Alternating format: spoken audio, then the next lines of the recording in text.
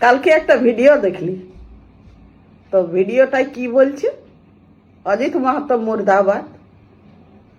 অজিত মাহাতো এই বলিয়েছিল, ওই বলিয়েছিল, ধর্মীয় ভাবাবেগে আঘাত করিয়েছিল। এটাই ছিল। আর বলছে কারা? 18-20 বছর, 25 বছর, 30 বছরের ছানাগুলো। ওহে, অজিত মাহাতোর ইতিহাস কি জানো? এই রামকৃষ্ণ মিশন সমিতি স্কুলে তোদের ছানারা ঢুকতে নাই পারত। হাল নিয়ে অজিত মাহাতো যাইছিল সেই সময়, যে আমাদের পুরুলিয়ার লোকের ছানারা যদি না পড়তে পারে এইখানে, তো কিসের জন্য স্কুলগুলো? আর যে জায়গায় নাচ করে ঘুরে বলছিস বাপের জমি,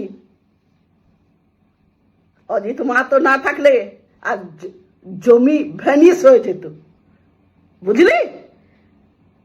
আজ একটা ছোট চাকরির জন্য হাই কলকাতা, বনগাঁও, অশোকনগরের থেকে লোক আসে, মানুয়ান হাই কি হেতা কলে ডুগডুগি বাজাতে।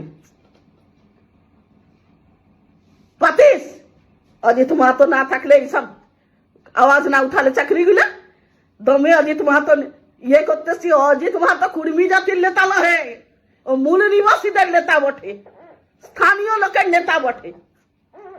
আর অজিত মাহাতো যে কথাটা বলেছে ওটা ওর আইডিওলজিকে ও এক্সপ্রেস করেছে।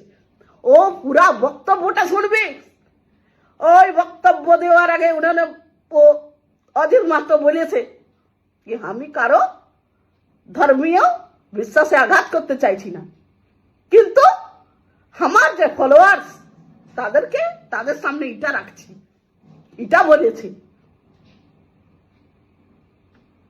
থাকতিস ঝাড়খণ্ডের পূর্বী সিংভূম, রাঁচিতে, তবে বুঝতে পারতিস জমিন কি করে লুটে।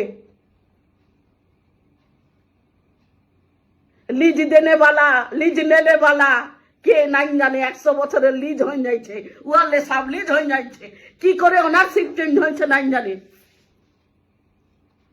আজ পুরা ক্ষেত্রের এই রাজনীতিতে না থেকেও একটা দবং ভাবে এই প্রদেশকে উনি প্রোটেকশন দিয়েছেন, আর তোমরা বলছো মুর্দাবাদ।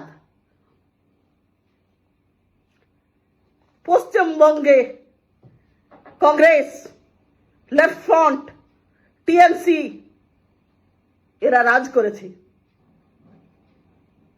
আর ইয়াদের আইডিওলজি কি বটে? ধর্মীয় নিরপেক্ষতা, উদারতা, সামাজিক সমানতা। তো অজিত মাহাতো কোন গলতটা বলেছে?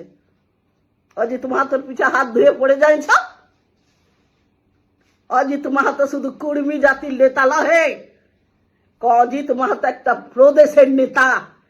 আর আজ তোমরা যে বাইরের লোকেদের থেকে সামান্য হলেও নিজের মাথা তুলে পুরুলিয়ার ভূমির গৌরব করো, তার জন্য অজিত মাহাতোকে ধন্যবাদ দাও।